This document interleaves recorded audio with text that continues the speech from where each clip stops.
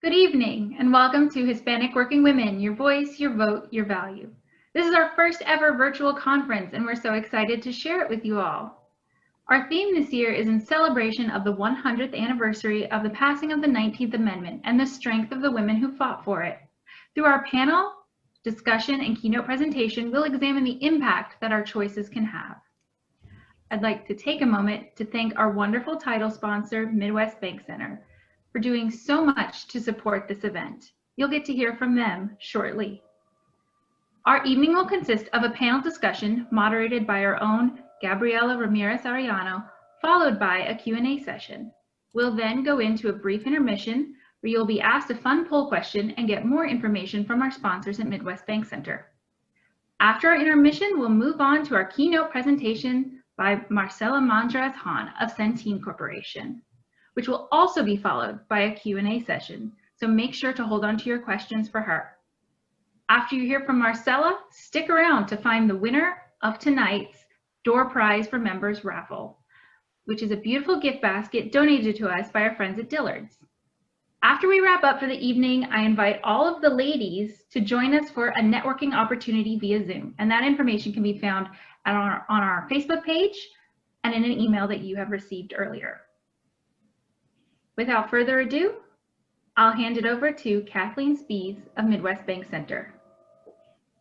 Hello, good evening. Thank you for joining us. My name is Kathleen Spies, and all of us at Midwest BankCentre are delighted to partner once again with the Hispanic Chamber of Commerce as title sponsors of the Hispanic Working Women event. So again, thanks for joining us. I know this is not the usual way that we meet, but we're delighted that you were able to join us. So as you know, for several years now, Midwest BankCentre and the Hispanic Chamber of Commerce has come together to grow, to build relationships, and to enrich our professional and personal lives. And we've been able to do that with you and with the help of the community as well. So tonight, as we reflect on our theme, our voice, our vote, and our value, we look at voting as the language of democracy. To have a voice in choosing our elected leaders whose decisions will affect not just our lives, but our families and our community as well. So I don't just want to reflect on the focus of our power of our vote in the ballot box, but also the power of voting and managing our pocketbooks. So recent studies showed that Hispanics control over 1.7 trillion of purchasing power, with Hispanic women controlling much of that spend. So Hispanic women are controlling the household finances, with 86% of Latinas saying that they are the primary decision makers and in charge of that household spending.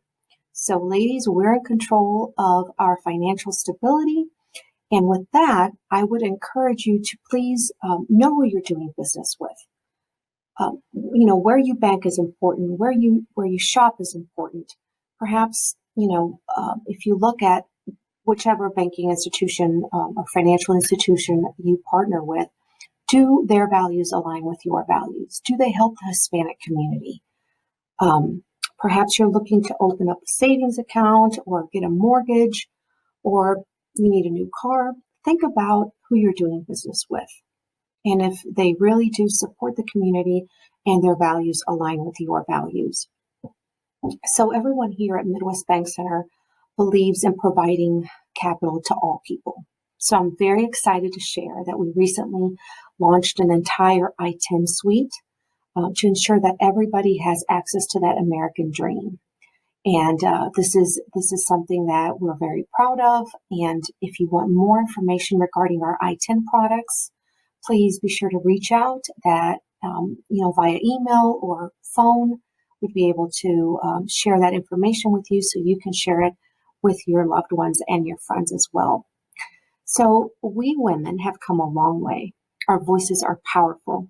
Let's use our strength to create a democracy, a community, and an economy where all our voices are heard. Make your voice count. Be the difference our community needs, so we can all dream big and rise together. Thanks again for joining us tonight. Please be safe. Buenas tardes. Thank you so much for investing your time with us this evening.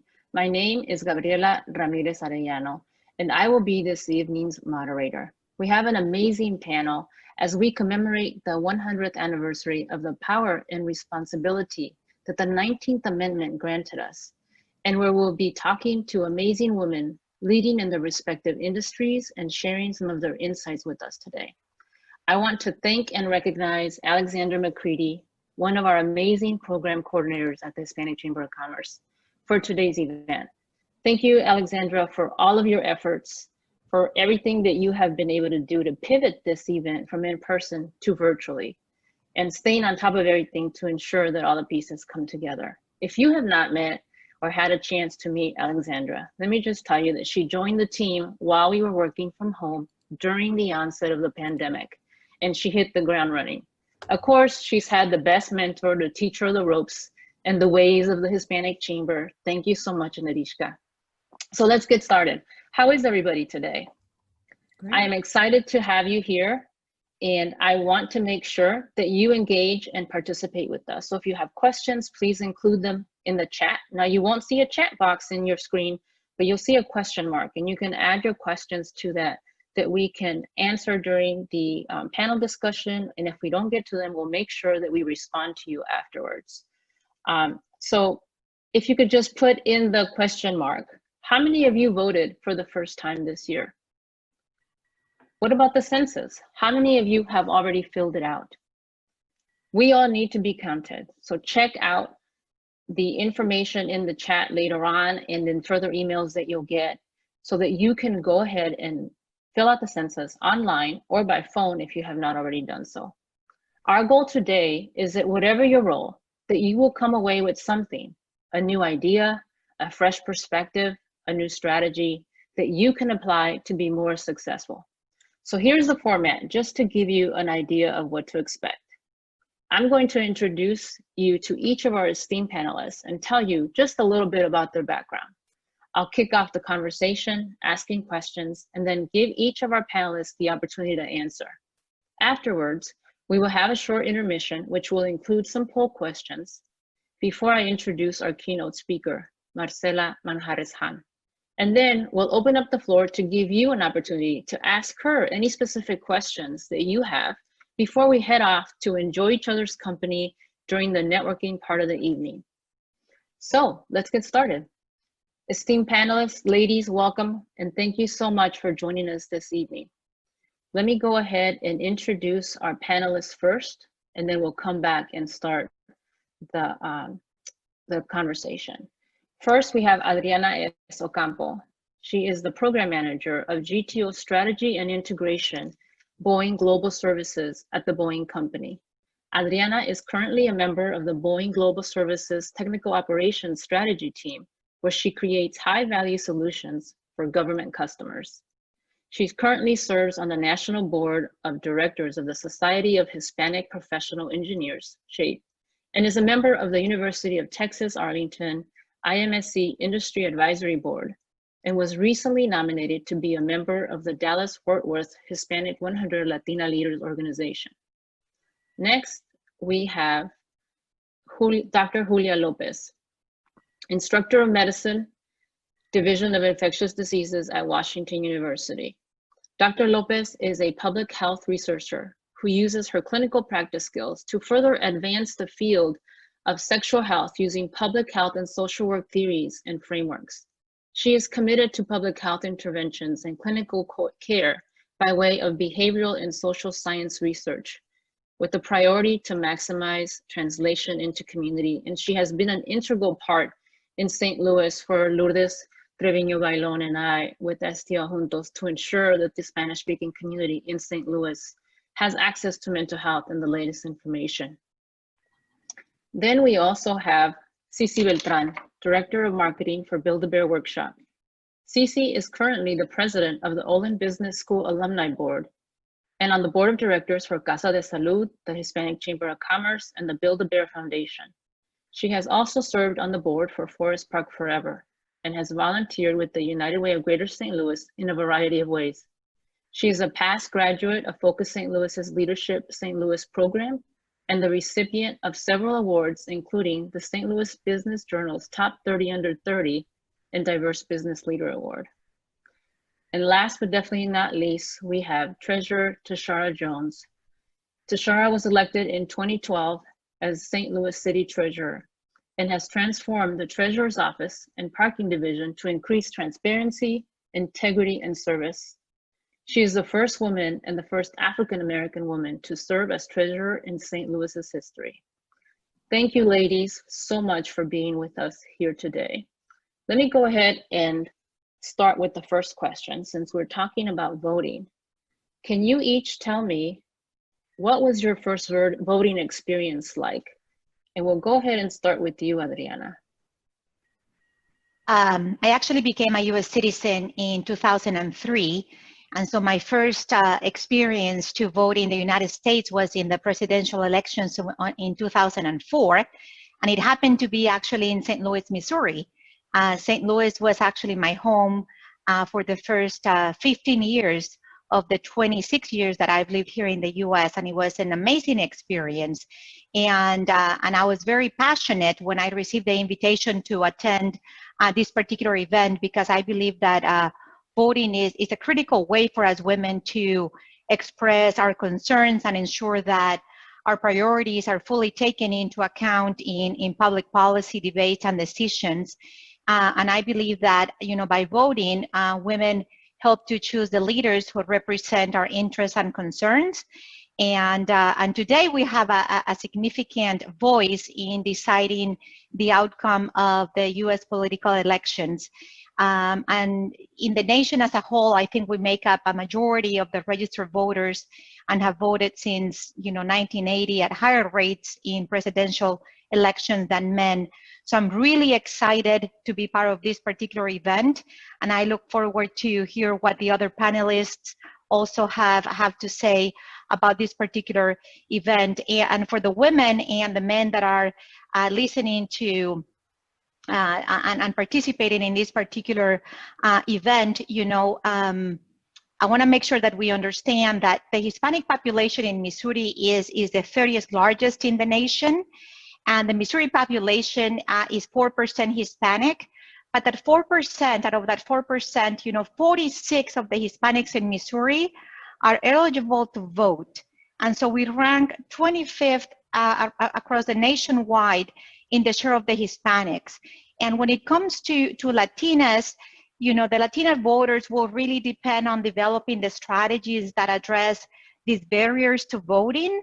And so I want to make sure that the Latinas in the room today, the ones that are listening to us today, that we understand that we have to build more confidence to vote, and that doesn't necessarily mean that we need to just provide more information to them, but rather that we can build that shifting the expectation from knowing enough to really caring enough. So let's make sure that we work with our Latinas and that we understand and especially explain to them why it is very necessary for our Latina women in Missouri to vote, and tying that to what people are voting for, and it's for our children, it's for our communities, and making sure that they understand that our vote matters and that we're making a difference in this country.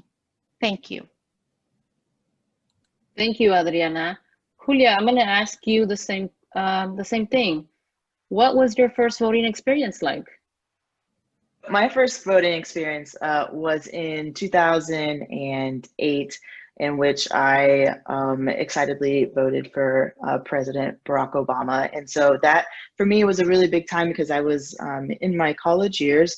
There was more interest on my part doing community organizing, grassroots work through my college years. And so kind of doing petition ballot initiatives, kind of moving into that space and being able to kind of understand the political climate in a way that, you know, I was able to better shape why and how I felt the things that I felt and who represented, you know, the majority of those things. And I think that's lent itself, you know, through the different years and the different ways in which I have voted, both on a national stage, but also on, you know, on a local platform as well, and from a state platform. And I think for me, that has been a really, I find that to be, you know, I consider it is a right, but my mom is not for example, not from here. So she is from Venezuela. And so she became a US citizen in the early 2000s. And so understanding like going to be able to like go vote with her, or just, you know, going with her so that she could use her vote, was really inspiring to me, because I think it really speaks to, you know, even no matter, you know, if you were born here or you gained your citizenship later, whatever the case may be, that your vote still matters. And so, you know, being able to see that progression, and my mom really kind of speaking to that, you know, early on with me, and that perpetuating for me and my interests up to this day, in which I teach a policy and advocacy course at St. Louis University, in which we talk a lot about policy and advocacy and the integration between what's happening on both municipality, local, state, and national levels. Gracias, Julia. Cici, how about you? So my first voting experience was in 2000. I was 18 years old and 10 days by the time of the presidential election. So I got in right under the buzzer. But what's kind of more astounding, at least to me when I think about it, is I was born a US citizen. My mother was born a US citizen. My father was a US citizen at the time of my birth. But growing up in Puerto Rico, we, and they were not able, or still are not able, to vote for president. So our kind of view of the presidential election was always different because it didn't apply to us, even though the president would be our president. So as soon as I got on campus, clearly everything shifted, and understanding that I had a role in this country separate from what you know, the perceived Puerto Rican contribution was, and you know, making sure that I use that vote responsibly.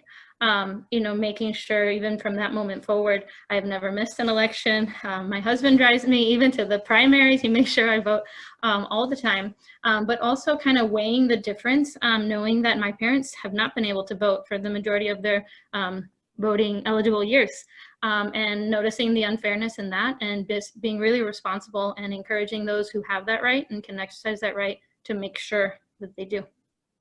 Gracias, Cici. Tashara, what about you? What was your first voting experience like? So I grew up in politics. My dad was a politician and ran for his first office and lost when I was about 3 years old. So I've grown up in and around this political life and campaigns since I was a little girl. But my first election, or let me back up, my parents always took me with them when they went to vote. But my first election wasn't until I graduated from high school in 1990. And I don't remember much about it because I was so used to already going to vote with my parents all the time. But I do remember, you know, where it was. It was at Tower Grove Christian Church, which was our polling place. And I was just so proud to be able to vote with my mom instead of just going to vote with her and you know, and looking at the ballot and her explaining things to me. You know, I felt like it was my turn to actually make a decision at 18. So I had a sense of pride, you know, being able to go to the polling place with my parents and to be able to vote with them instead of just sit on the sidelines. Thank you, Tashara. So let's go ahead and ask Adriana a question now. Adriana, from the Me Too movement to today's protests, this is a time of difficult conversations. What advice or strategies would you offer to someone who is facing one of these in their workplace? Yeah, so you mentioned earlier, I work for the Boeing company, and at Boeing, we have encouraged all our managers and the employees to lead an open conversation about race and racism. And then from, you know, our CEO down, we have asked a task force of the executive council members to assess where we are on racial equality, and then we're also benchmarking companies that are doing best than we are, and come back to the leadership team with detailed goals and actions that we can adopt. And then our CEO had also asked us to keep seeking out diverse insights on this subject, and to speak up when we see that something is wrong, and actively listen to the experiences of our colleagues. And this is One of the ways that we are ensuring that Boeing is a place where everyone can safely bring all of ourselves to our work on every day. We have what we have called the Race Conversation Guide, and this is designed to help create a space for open and meaningful conversation about racial inequality and the African American experience in the United States, and is helping us advance the principles of equality and inclusion. And as a company, we are all expected to act with integrity, to promote diversity and inclusion, and then to treat one another with trust and respect. All employees have to sign what we call the code of conduct every year. And with that, we put out our world, and then we're also making our first step, but we understand that we need to do more. And so we understand that, there's that we need to support one another. We need to ask ourselves where we can do better.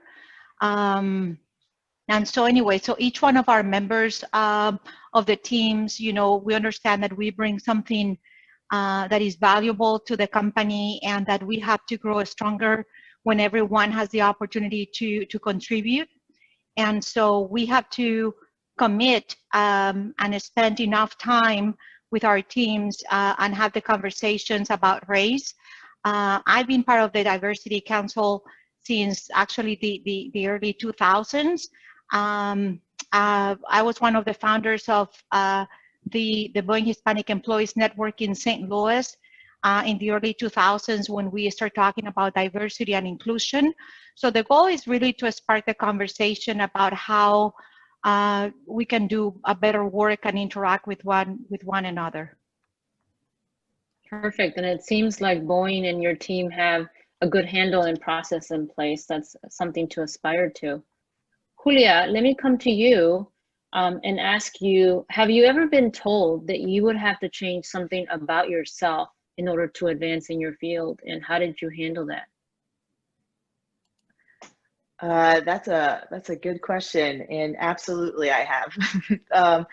Too many times to count, probably. I would say that it was from varying folks, really, from colleagues to just like people that don't really know you, to sometimes just like the general trends of the interactions that you may find yourself in. I have been in varying parts of my life, on the ground, boots on the ground, mental health, a clinician, working in community mental health, so working with people with persistent and severe mental illness and co-occurring disorders of substance use for a number of years now. And I was doing that frontline work, engaging with clients, trying to help them getting access to care, moving into more of that macro lens research, developing research interventions that really were going to be effective and helpful in community engagement, and realizing that we can't do that work if we're not doing it with people, not to people. And I think unfortunately, research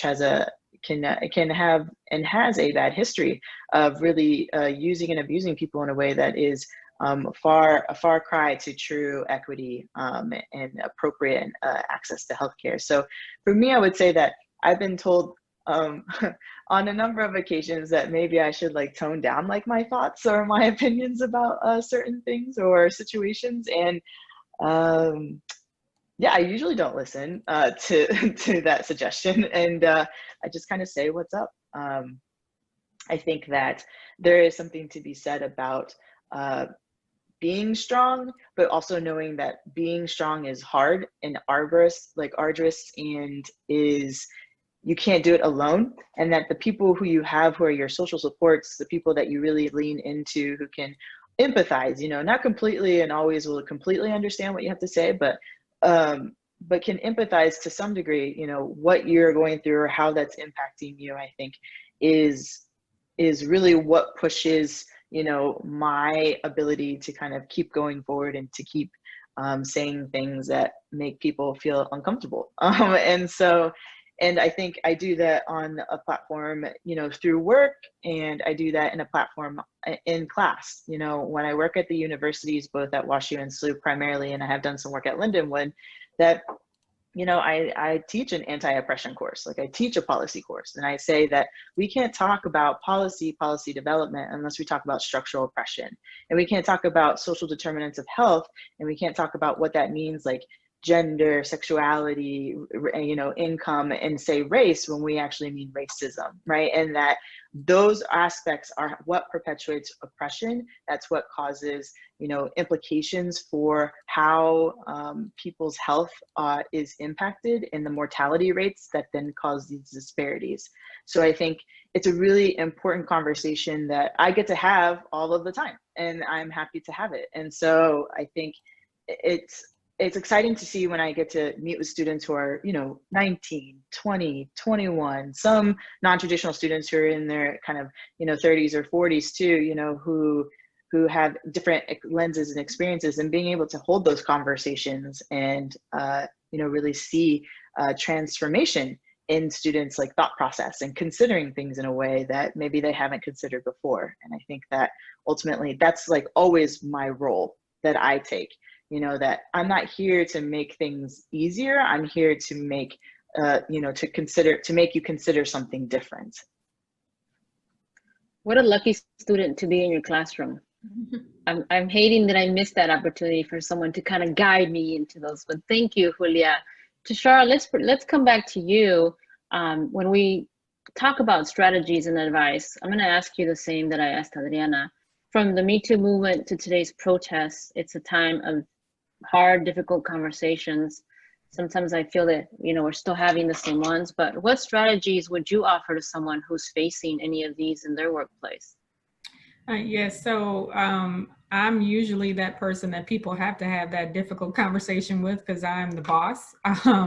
But one of the things that I did when I took over in 2012 was I wanted to make sure that I changed the culture for my employees so they would feel comfortable coming to our HR department, because HR is supposed to be objective, they're supposed to be fair, and they're supposed to keep your conversations confidential.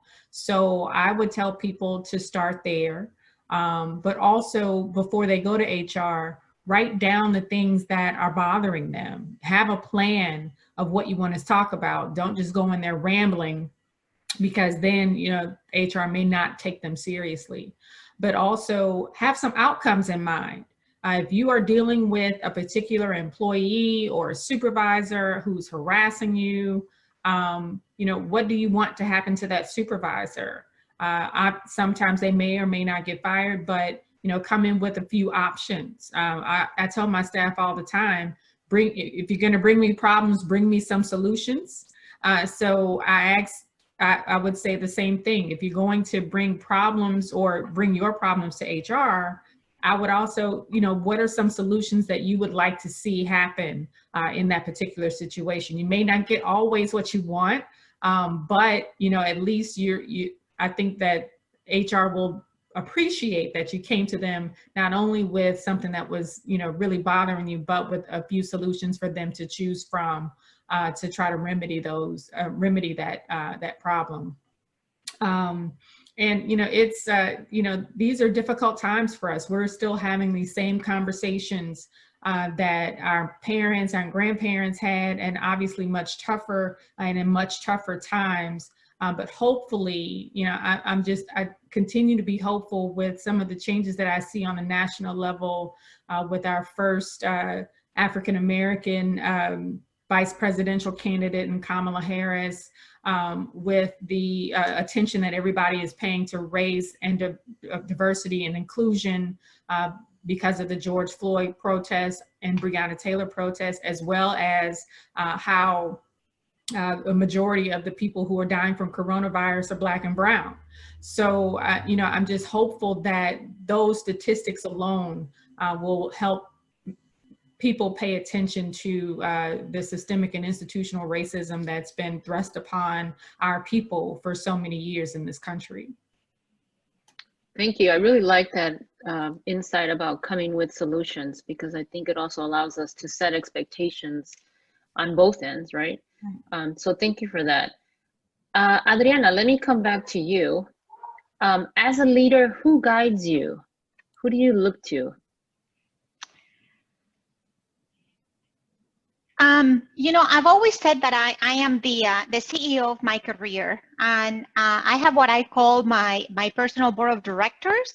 So I have to work, you know, on myself. I have, you know, my technical skills, I have my brand, and I have to look at and to look out for myself, right? So I always tell my mentees and my employees that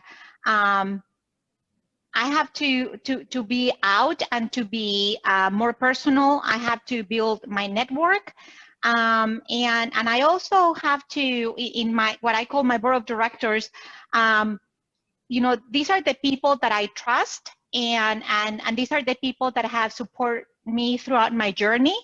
You know, I might be the strongest technical person, and maybe maybe you are the smartest observer in your industry, but you still not be you may not have all the necessary and you may not have all the skills to get you ahead. You always need the people from your team, and then you need that people that are going to always be honest with you, and that are going to help direct you, and that are going to be direct with you, and are these are the people that are going to give you the direct feedback that many times you need. So surround yourself with those kind of people that are going to look out after you. These are the ones that are going to encourage you when you need it. And I think your network needs to be with people that are both wide and deep. So just don't build up your network with one type of people. I think you need to build up your network with men and women. And this is your board. So again, I'm the CEO of my career, and I try to build that up with a very diverse group of network. Thank you. We love networking at the Hispanic Chamber of Commerce. So you're talking our language. What about you, Julia?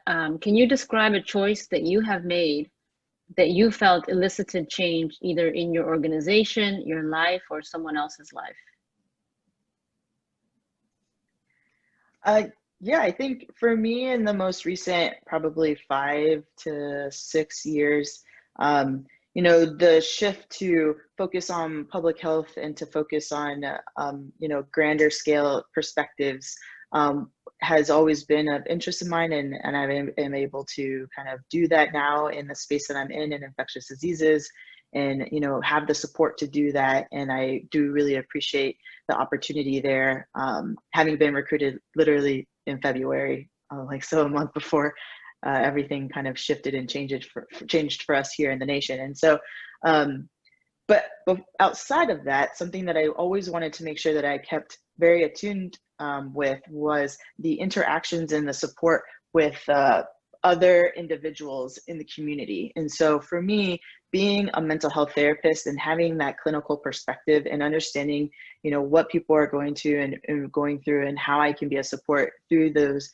aspects of trauma, especially in those, you know, for folks that I see tend to be immigrants, both documented and undocumented, Spanish speakers, BIPOC, so Black, Indigenous, people of color, you know, and really paying attention to also sexual and gender minorities. So we're talking here LGBTQIA. So for me, you know, my having intersectionality, being able to identify with some of those identities, right? Being a woman of color, first generation immigrant, you know, being also a queer woman, I think these things are hard to find in the St. Louis area, and that you feel comfortable and safe to be able to talk about the traumatic events that have happened to you and how those influence the things that you can and cannot do, and how they can be paralyzing to some degree.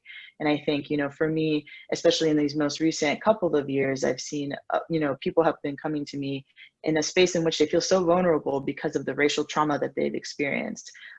Coupling that with also, you know, sexual orientation and the traumas and the limitations of our rights in that way, you know, me not being able to marry my spouse until, 2015 kind of thing, right? Like that happened in my lifetime is really awesome, but also really unfortunate at the same time. And so thinking about, what can I do and how do I do things on the ground is so important to me. So for me, it's like, I'm not interested in the ivory tower. I'm interested in what's happening with the community and how I can provide, a space for them in which they are always going to be empowered. I'm just providing the platform for that voice to be heard, because I don't need to be giving you a voice because you already have one. And so I think for me, that is a really indicative and important space in which I feel like has been life-changing, and that I am very happy to be a support wherever I can, and doing that to the fullest extent to my ability. Great, thank you so much. Cece, let's come to you.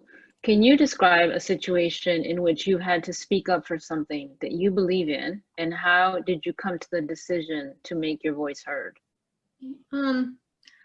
Yeah, when I think about kind of the probably best example for me, really early in my career, I was, part of a discussion, much more senior person in my company, speaking with my boss. They were kind of getting into it and wasn't going the way of that senior person. And so he decided to, I don't know, just pull me in there and see if he could win by like pulling me down. And I had literally nothing to do with any of it. And he decided to bring up an observation of something a year prior that I had supposedly done. And I've always believed, I wasn't always a patient person, but as I have grown, become very patient, but I also believe in being respectful. And I just, I thought about this person. I thought, why is he doing what he's doing right now? And how am I going to make sure this doesn't happen again? And so I processed what was going on, and then I thought about what made him tick and what made him happy.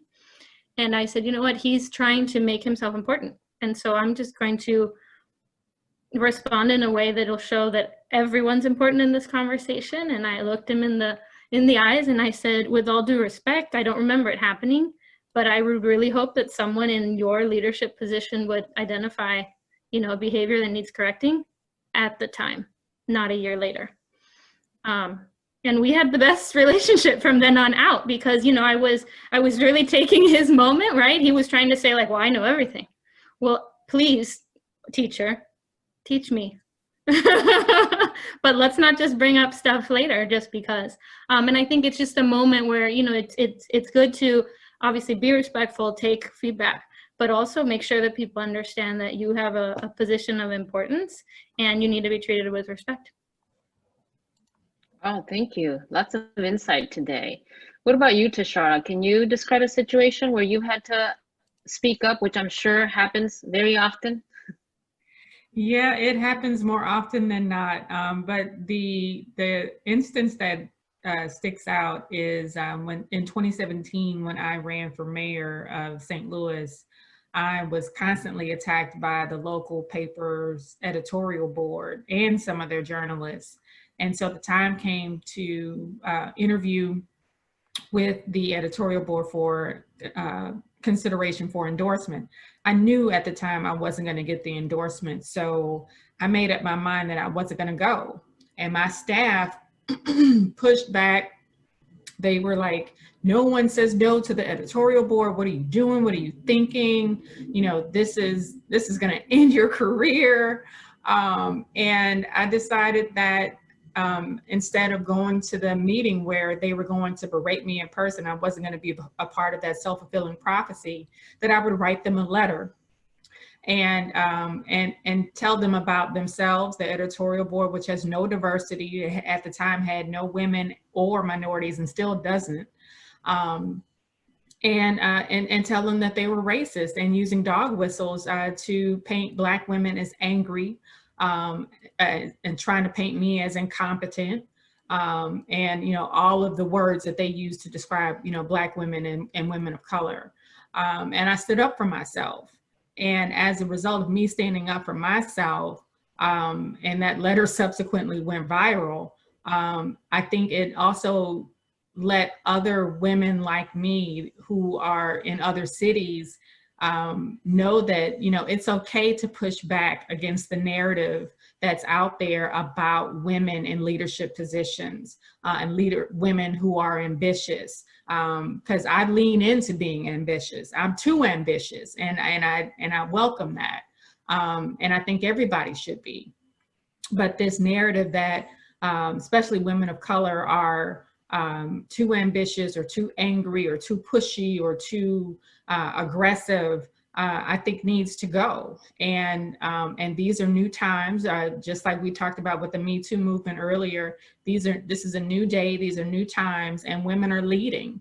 Women are leading in all sorts of places, from the boardroom to the White House. So, that was something that I felt like I had to do in order to stand up for myself. And then also, I always try to think of what my son is going to think when he looks back on my career. He's 12 now. And when he looks back on my career, to see, what I did to help other women be able to stand up for themselves when they come under attacks like this.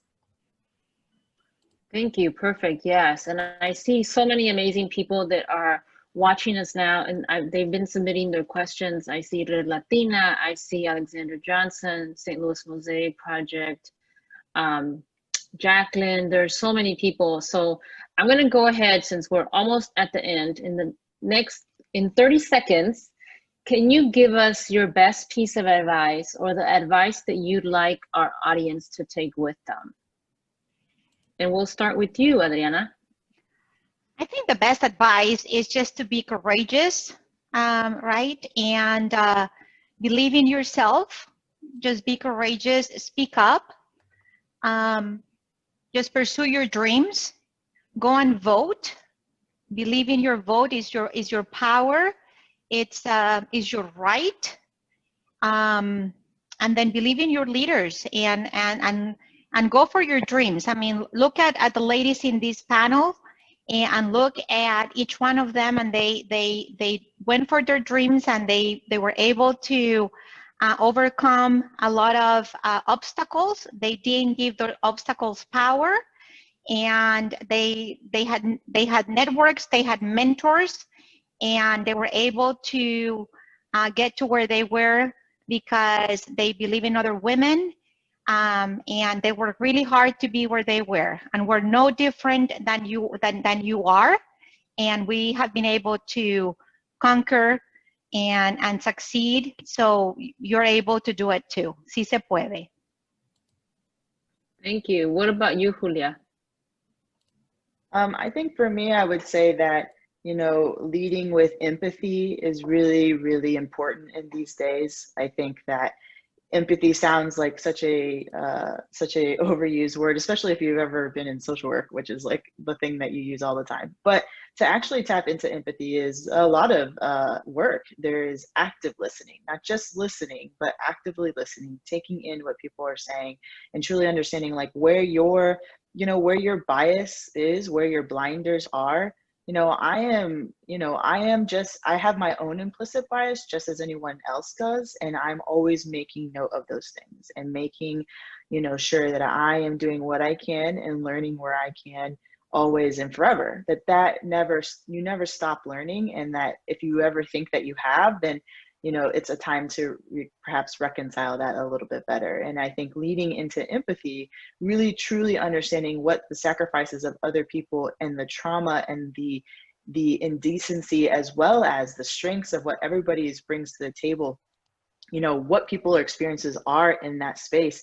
If you can even understand like an inch or percentage of that, that's movement towards the right direction. And that's like what you always want to be kind of moving towards until you've really reached a space in which, it's time to kind of look back and consider like all that you've done and how that's influenced people around you as well as your own self. Thank you, Julia. Reminds me of what Cece did with her boss that she shared. Cece, what about you? What's your piece of advice that you'd like to share with us? I think mine kind of goes along the path, and just kindness keeps coming to mind, right? But I would say kindness with yourself first, right? I think we put a lot of pressure on ourselves. And I think we need to, reflect on how we treat ourselves, how we push ourselves, how we judge ourselves.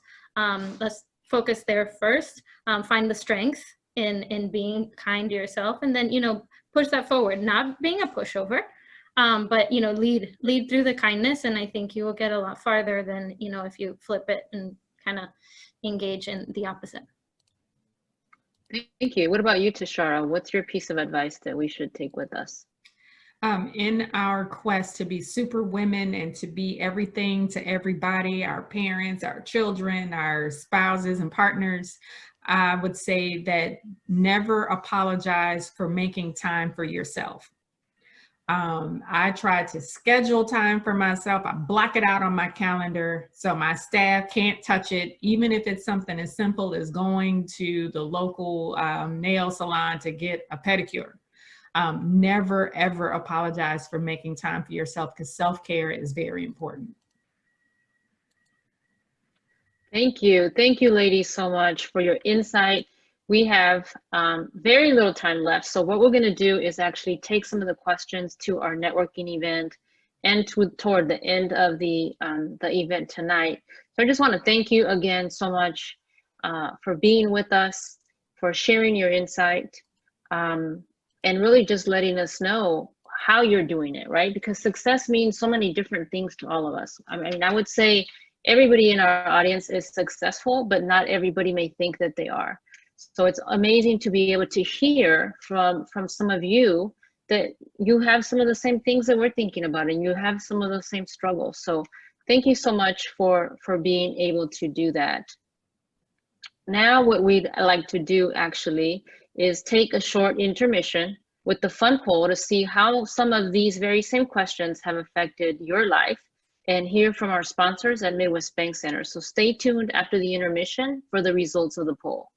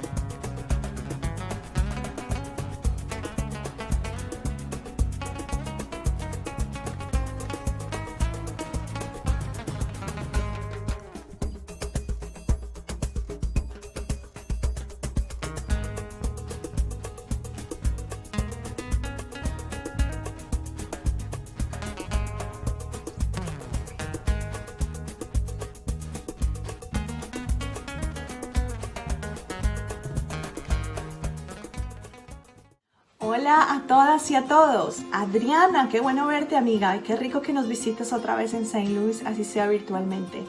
My name is Natalia Corey. I'm the owner of Multicultural Midwest, and I'm a marketing consultant. Today, I wanted to talk to you about one of my clients, Midwest BankCentre.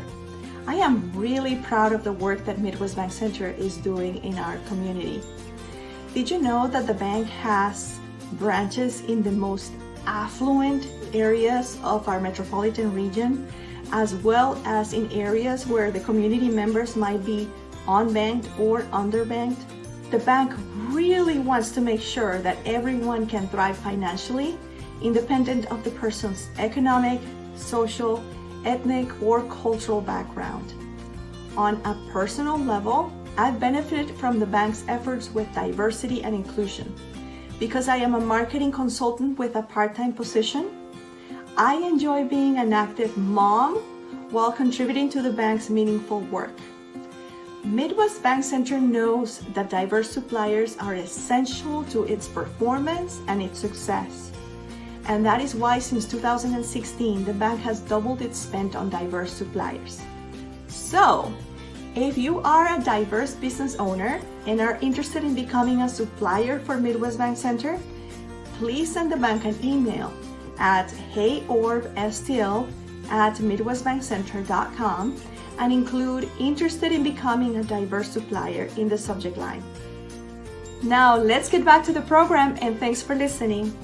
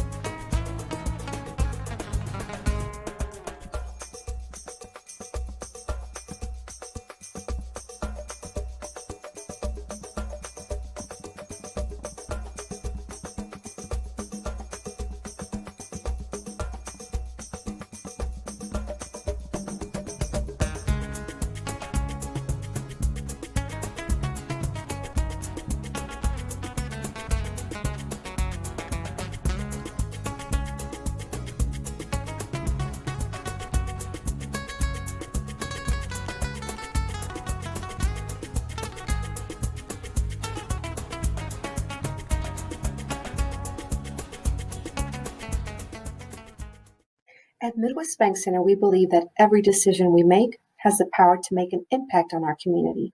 That's why we're inviting you to bank your values. When you bank at Midwest BankCentre, $95 out of every 100 on deposit stays in the St. Louis region to help build St. Louis businesses and families. Each dollar will circulate throughout the regional economy 6 times on average. We're excited to share a short video that goes into more detail on how when you bank your values, we all rise together. Enjoy. Choosing to make a difference in St. Louis can be as easy as choosing where you bank.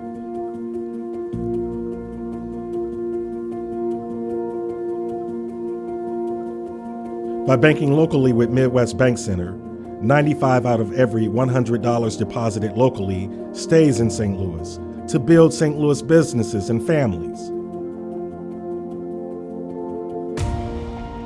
Midwest BankCentre invests capital in neighborhoods where it is most needed, creating a ripple effect in the economy that helps more people dream big. Put your money where your heart is and partner with Midwest BankCentre on your checking, savings, and loans. When you bank your values, we all rise together.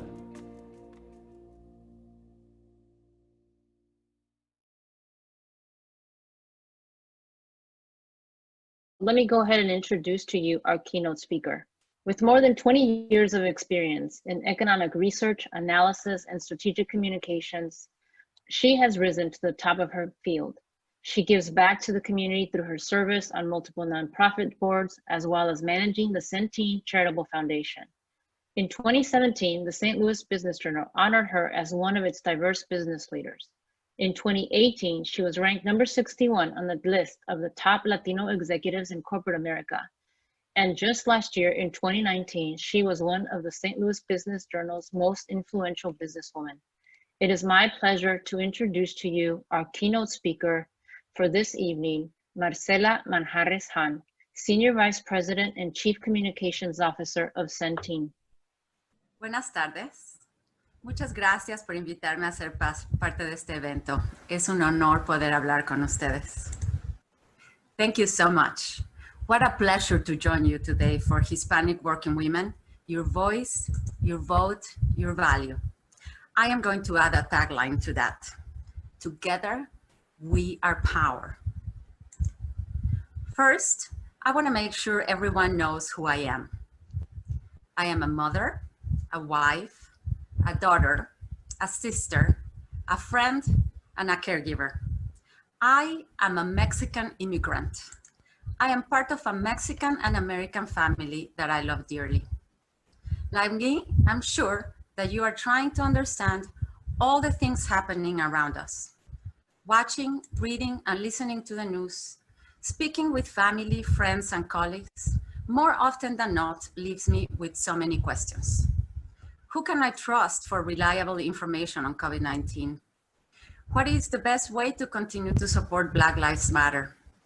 What is the best way to make sure that no one is marginalized, left behind, or worse, forgotten? How do I keep my family safe? How do I protect my twins starting their freshman year in college in the midst of a pandemic and social unrest? How do I balance my personal and professional life in this always on and remote working environment? Trying to answer these questions, I find strength in knowing that as Hispanic women, regardless of the country of our heritage, we are a community with strong core values. We believe in family. We value that we are warm and passionate. We take pride in who we are, and we honor our mothers and our fathers. We have a strong work ethic. We are resilient, and we persevere. We are a community that values culture. From our love of traditional foods, in my house, it is my mother's mole and chiles en nogada, to great music, both old and not so old. Pedro Infante, Maná, Carlos Santana. Our appreciation of art ranges from the traditional, like Frida Kahlo, to the modern lights that span the San Francisco Bridge, designed by Leo Villarreal. These are the values that underlie all that I do, and are also the values that so many of us share. Given our shared values, I hope that the next few minutes will be more of a conversation than a speech. I will be a little personal, a little professional, and a little political. As you can tell from my accent, my voice came into being in Mexico. I was studying actuarial science in Mexico City, and I realized after a few years in the program that being an actuary was not my true passion. The subject matter was too dry. I came to the United States when I was 21 years old. This country was so new to me. I knew very few people, but I embraced my new home the way most immigrants do. To grow my voice in the United States, I knew that continuing my education had to be a priority. I enrolled in several economics and statistics classes at the University of Missouri, St. Louis. It makes me smile to think, yes, I have found actuarial science to be too dry a subject, but clearly economics and statistics were much less so. I remember walking onto campus that first day, a little nervous, a bit anxious, but so excited. I was somewhat tentative as well. What would they think of me being Hispanic? There were very few Hispanics on campus back then, but I was blown away by the diversity nonetheless. I was eager to learn more about the United States and the world. I applied myself, studied hard, and my grades showed it. Some teachers noticed and took me under their wings. One morning, I was approached by the chair of the economics department. She wanted to know my goals and aspirations. That conversation led to a scholarship and a job as a teaching assistant for 2 professors, and later a tutoring role in the economics lab. In addition, I also tutored other students in Spanish and math. Even with all these opportunities, I still felt somewhat insecure because of my origin and especially because of my accent. It took my international trade professor, whose wife was Chinese, to set me straight. Your accent is fine, he said. Our children look Chinese. They were born in the United States, and English is and has always been their first language. Some people still act like they cannot understand them. If people cannot understand you, that is their problem, not yours. Don't ever let anyone put you down because of where you come from or for your accent. That was the inspiration and support that I needed, and it really did change my perspective. What he really taught me was that my accent and my origin were not stumbling blocks. After finding my voice in college, it was time for the transition to display my value in the professional world. This is when it became evident that we as women are called on to perform double duty.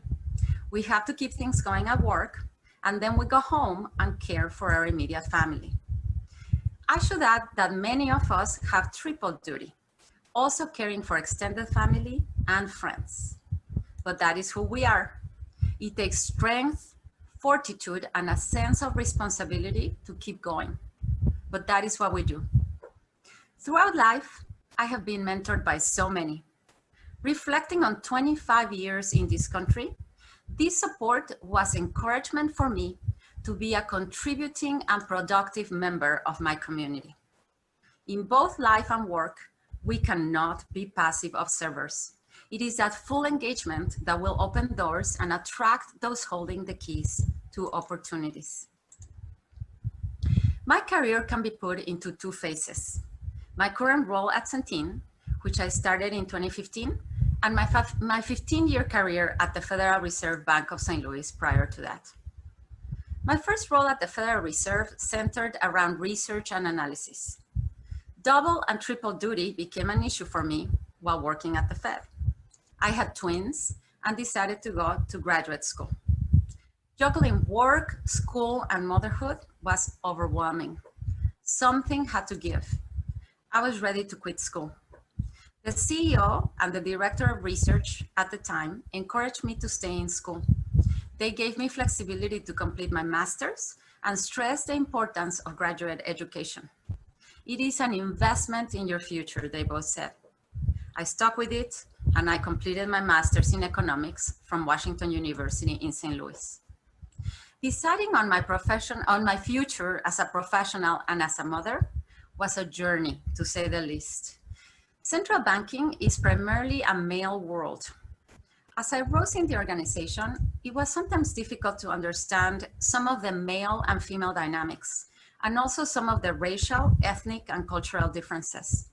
I was fortunate to find several outstanding female mentors, both inside and outside the Fed. One was the head of banking, another was the head of treasury, and two others were moms from my kids' school who had high-profile jobs in St. Louis. The head of banking suggested books on management. I devoured them. She also coached me on executive presence and communication. The head of treasury and I would share challenges of being a mother and a professional.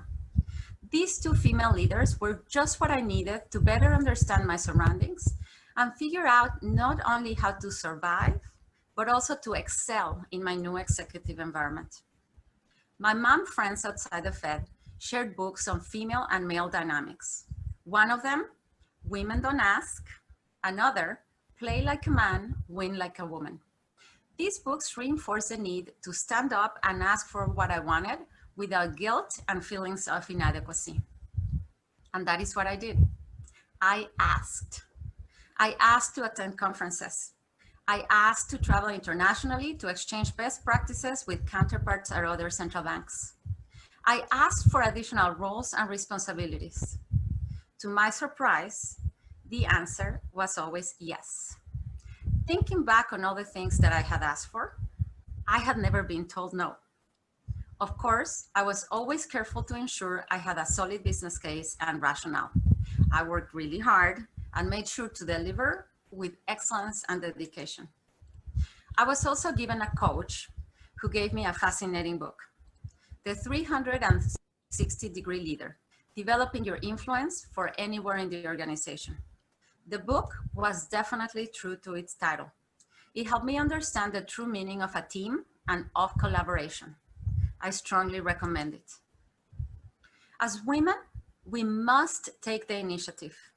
We can no longer be complacent for fear of taking risks. Instead of simply taking what is given to us, we must be introspective. We need to think about what we need, reflect on what we should seek, and then ask for what we need to be successful. It is okay to ask, and it is okay to negotiate. In my role at Centene, Especially when I first joined the company, I would often wonder why my CEO, Michael Neidorff, made the decision to hire me. I am the Chief Communications Officer for a Fortune 42 company. My first language is not English. My accent is pronounced. At first, I was worried I would not be able to excel in my new role. I felt that I was an imposter and that I eventually would be found out. I recall reading in my leadership books about the imposter syndrome, which, by the way, is more prevalent among women than men. Ironically, the way I reassured myself was by rationalizing that our CEO, an extremely successful individual, a visionary, had made the decision to hire me. If he thought I could do the job, then most certainly he could not be wrong. I trusted him more than I trusted myself. My CEO often reminds us at Centene that everyone is in their position, not because of their age, gender, or ethnicity, but because they are the best person for the job. As I reflect on my tenure at Centene, I think fondly of some key events that have been part of the secret to my success. I have been allowed to be me, to be a Mexican woman, to celebrate my culture and its uniqueness, my traditions. That is inclusion in the full sense of the word. I have referred to many of my mentors, both men and women, because I think it is important to recognize that I have not gone through this journey alone. And it is because of that that I have a responsibility to coach and mentor others. And that I love. We all have something we can share. It is critical that we support one another and work together whenever we can. Which brings me to the political part of our conversation. This is a momentous year. It is a year that we can and must make an impact. It is a year in which we must step up and demonstrate our tremendous power that we have as women and as Hispanics. It is time to be engaged and active. I have to applaud our women. Hispanic women have consistently turned out in greater numbers than our men at the polls. But now we have extra work to do. This is a call to action that I give to all of us. We share a responsibility to pass on that call to our men, to friends and family and everyone we know. First, if you haven't already done so, complete the 2020 census, a once-in-a-decade opportunity to be counted. Make no mistake about it, we have tremendous power, but that power means nothing if we are not counted. If you have not received a census form in the mail, go online to 2020census.gov. The stakes are too high to not spend the 10 minutes or so to get it done. Equally important, in 68 days is the second opportunity to be counted. It is election day. If you have not done so, register to vote. Go to vote.org for state-by-state registration and do it. And please spread the word. Countless times I have heard people say, my one vote doesn't count, so why bother? That is among the most ridiculous things I have ever heard. We can affect change. We have the power, but to do so, we must stand together and we must vote. We have to motivate and we have to mobilize. Most of us are too young to have heard when these words were spoken. I want to read from a speech that was delivered more than 60 years ago. A couple of sentences remain ingrained in my memory.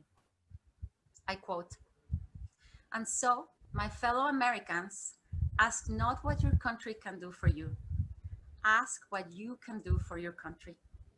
My fellow citizens of the world, ask not what America will do for you, but what together we can do for the freedom of man." The words of John Fitzgerald Kennedy in his January 20th, 1961 inaugural address as the nation's 35th president. Now, what can we do? We have great potential political power. We have the power to hold our elected leaders accountable. But first, we have to step up and hold ourselves to account. We need to start demanding access. What I'm talking about is making the most of the opportunities that are right there in front of us to do what we have to do, unite and demonstrate our power. There are now more than 60 million Hispanics in the United States. That is 18% of the population, or 1 of every 6 people in the US. Now, our voting power. This year, more than 32 million Hispanics are eligible to vote, according to the Pew Research Center. Let me tell you what I think is a shame. No, it's a tragedy. Since 1996, in every presidential election, more eligible Hispanics did not vote than those who did. That is unacceptable and a complete waste of our political power. A person who does not vote is saying, my voice doesn't matter. They are also saying, I don't care about the way immigrants are treated in this country.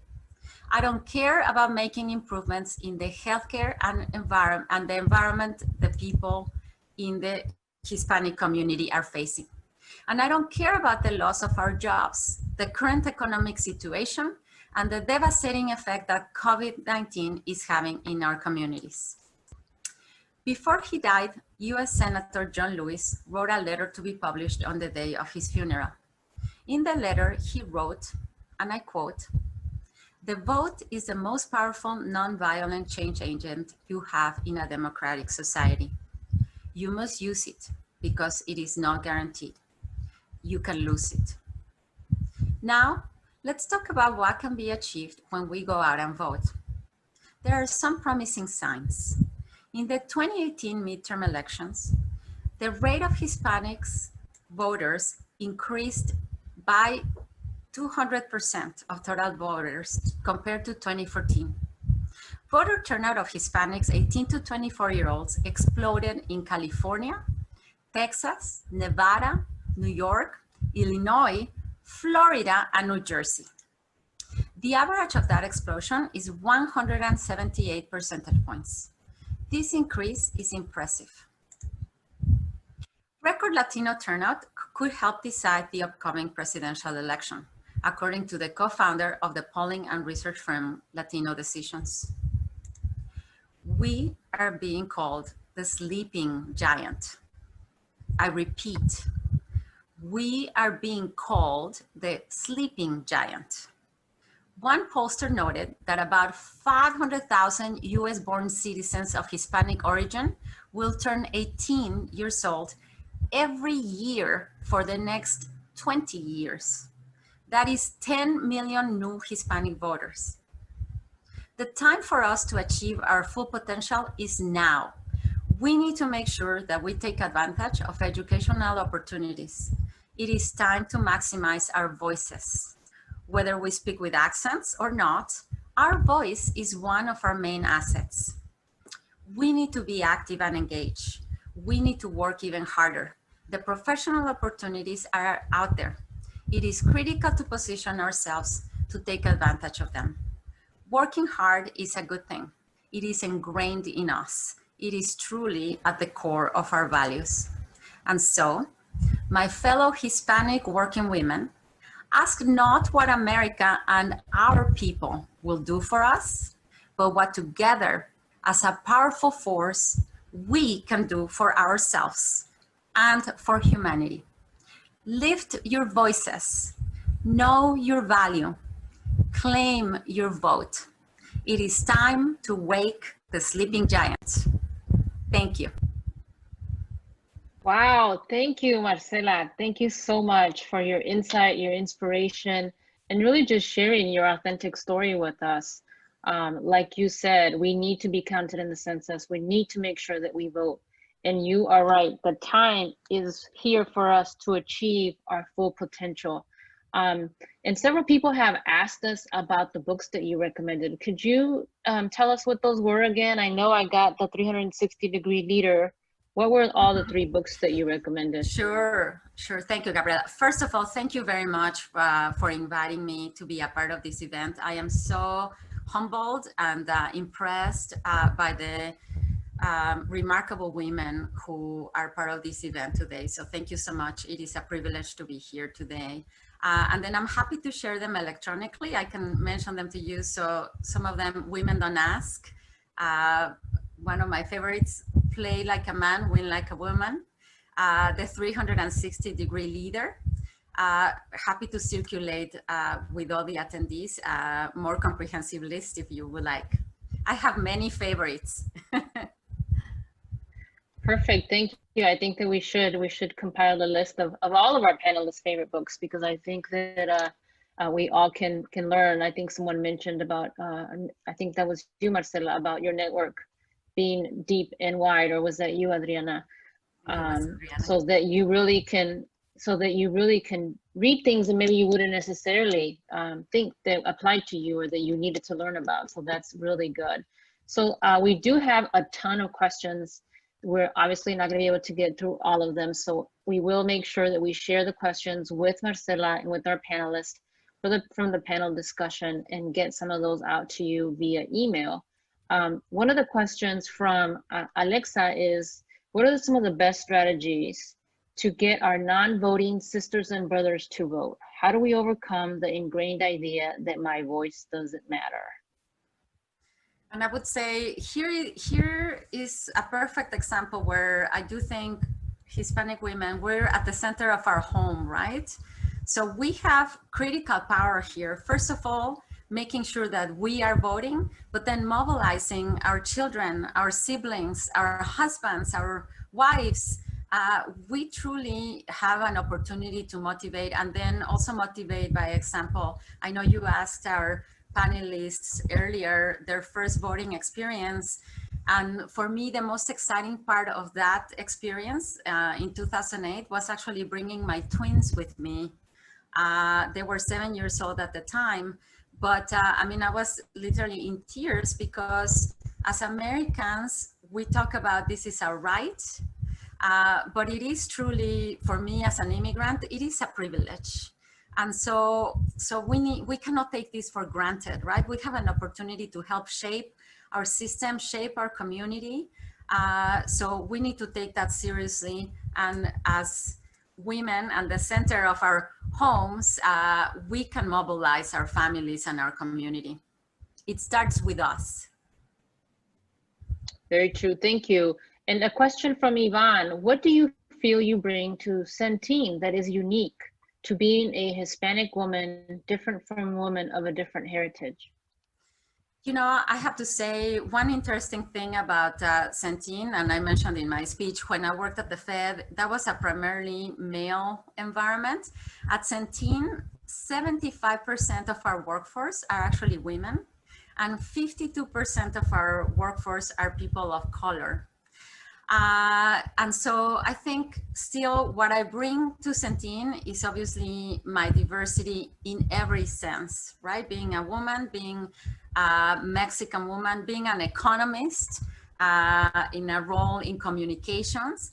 And I do feel this place is so inclusive and so diverse. And I have to say, in my role at the Fed, it was the same. My team was so diverse once I moved outside of the research division, PhD and research, as I know Julia will know, it's difficult when you are a woman, because if you decide to have children, etc., it just gets really complicated to be pursuing a career in research. But I think just to keep in mind, bring all of yourself, right, to the table. And if you do that, then the decisions and the strategy is richer all at once. And I know here at Centene, we're very aware of not just diversity, but also inclusion, and making sure that we hear all our voices and take them into account.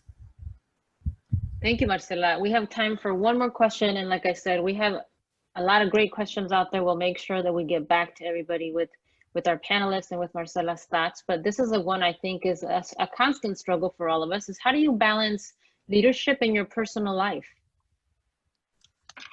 Yeah, so I know that was one of the questions you asked before, and I have to agree with Ishan. We have to make ourselves a priority.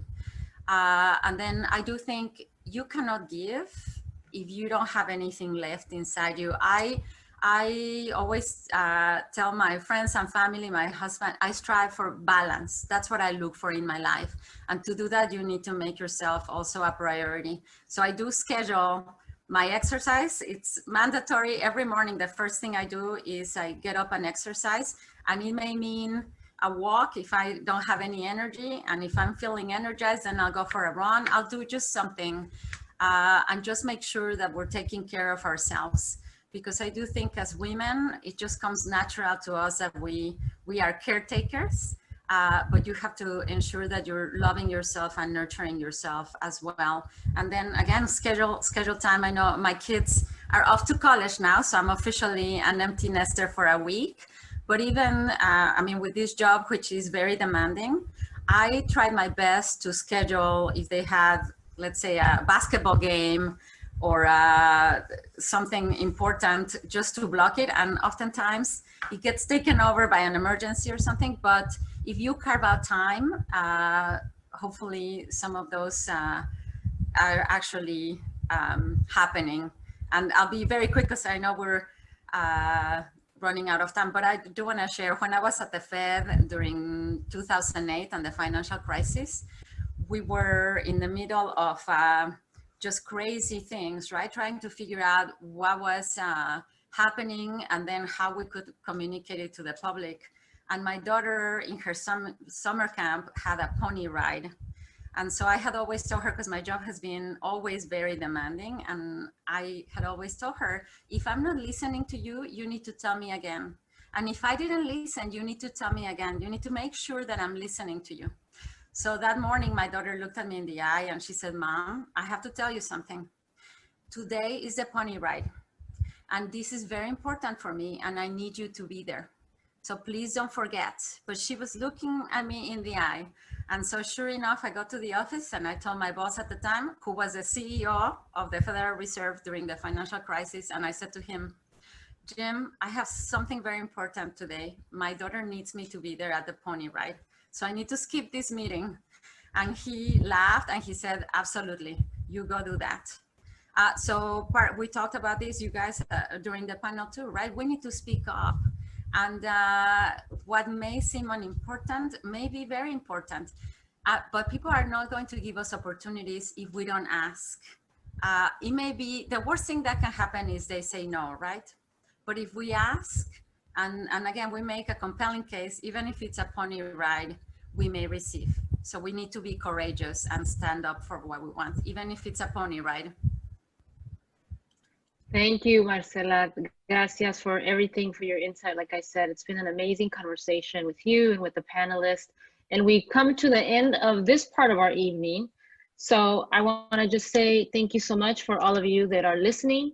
If we weren't able to get to your question, we will definitely be reaching out via email, and we'll make sure that we share Marcela's list of books. And I would also encourage all of you that if you have a book that has changed your life, or the way that you have handled your career, or any aspect that has an impact on you, that you share it with us either in the comments here or in the Facebook event page that we've created. It's critical as we commemorate this 100th anniversary of women's right to vote, that we continue to support and uplift each other's good work. And this is just one example of us being able to do that. So let me go ahead and hand it back to Alex. Thank you all for joining us. I am inspired, and I hope you are too. We heard so many great insights, and I'd like to thank all of our contributors this evening for their time and their insights. If you'd like to continue these conversations, be sure to join us directly following this event via Zoom at 6:30, and you can find that information on the Facebook event page, as Gabriela mentioned. Now, before we end, drum roll, I would like to announce the winner of our fantastic gift basket donated to us by Dillard's. The winner is Regina Lascura. Regina Lascura, congratulations. I'll follow up with you for delivery. I would also like to take a moment to thank our wonderful sponsors who've made this all possible at Midwest BankCentre and our video production partners, Feature Group USA. And now I will turn it over to our partners and sponsors at Midwest BankCentre for a final word. Thank you so much.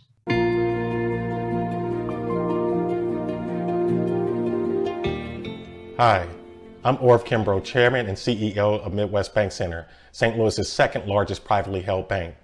It's a really tough time for so many households and businesses.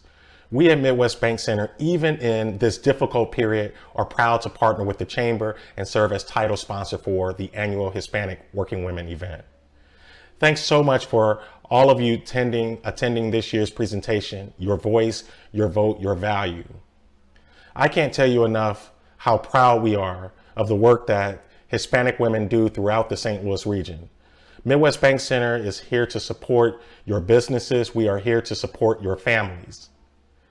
Don't ever hesitate to reach out to me directly at heyorstl@midwestbankcentre.com.